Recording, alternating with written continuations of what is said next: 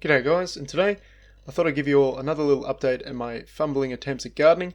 Perhaps provide some insight to those who don't really know how to garden, and some light entertainment to those who do. Now the astute viewer will notice straight away that this looks completely different to the last setup I had in my previous video, You Don't Need a Bunch of Plastic Crap to Start Gardening. Now before in that video I was showing off the fact that I was growing a lot of seedlings in egg cartons, because I said this is a cool way to recycle, and it divides them up into little punnets that are easier to scoop out with a spoon, so it's really cool. Well, the problem with that is it's not very conducive to an Australian climate. So what I was finding was I was having to frequently water these egg cartons, because the cartons were actually drawing the moisture out of the soil, and so basically none of my seedlings survived.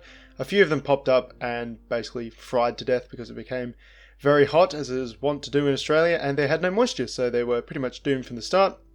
So what I've done is I've run back to a previous setup I've used, which is using chopped up milk bottles, other plastic containers and that sort of thing, because plastic and water don't mix, so any water that does sit in the bottom of a plastic tray is going to stay there. So I've gone back to double stacking plastic trays. The top tray actually contains the soil and the seeds. It has a few holes poked in the bottom for drainage, because obviously if water is not absorbed by the plastic, then it's just going to sit there and potentially going to get root rot and that sort of thing. So you sit that container with the holes on top of another container where it can drain in and then be re-uptaken as needed. So that was a lesson in admonishment for sure, but as you can see, things are sprouting up a lot more nicely because the plants are far more moist all the time. So we've got lots of different plants on the go here, and you can see lots of nice little images of them sprouting up. And very shortly, as these will all be getting big and strong enough to transplant, I will be moving them into their planter boxes, which I've been building out of recycled pallet wood. Now I haven't really made an effort to make these look nice or even construct them in a way that would be considered to have a modicum of craftsmanship. So I'm not attempting to get them too square, as you can see, and I'm not attempting to fix out any straight bits or anything like that. I'm just slapping them together. It doesn't have to be a work of art as far as I'm concerned.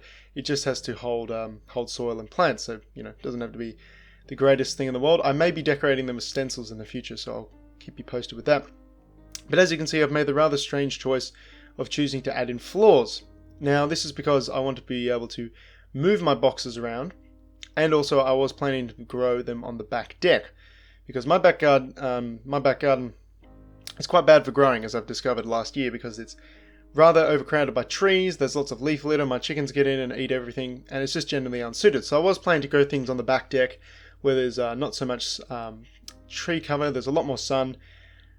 So that's why I wanted to have the floors on them, so I could obviously have dirt in them. It wouldn't just fall out and fall underneath the deck. But I've decided to actually start growing in the front garden where there's a lot more sun and there's not as many marauding chickens.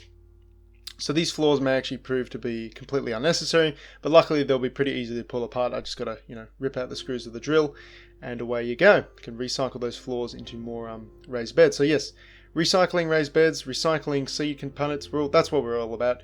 So over the next coming days, we'll be moving out these seedlings as they grow strong enough into the raised planter beds into the front garden. As we can see here, we've got a nice little cucumber, the first of which to be transplanted. He'll be sitting alongside some snow peas who have yet to sprout up and become strong enough, because they are companion plants and they put different nutrients into the soil that are beneficial to one another. It's a byproduct of their growth, and they help each other out, and obviously helps you grow stronger plants. So that's basically it for the moment. I've got seedlings on the go. I swapped out my old egg carton trays because they were pretty useless, went back to plastic. Raised garden beds are almost ready to go. There's a few more that need to be constructed. I'll be working on them in the next coming days, possibly with some artistic stencils added. I did just manage to pick up a couple extra spray cans on the cheap today, so we'll see what we can do with that, and I'll keep you all posted. Thanks all for watching, and have a good one.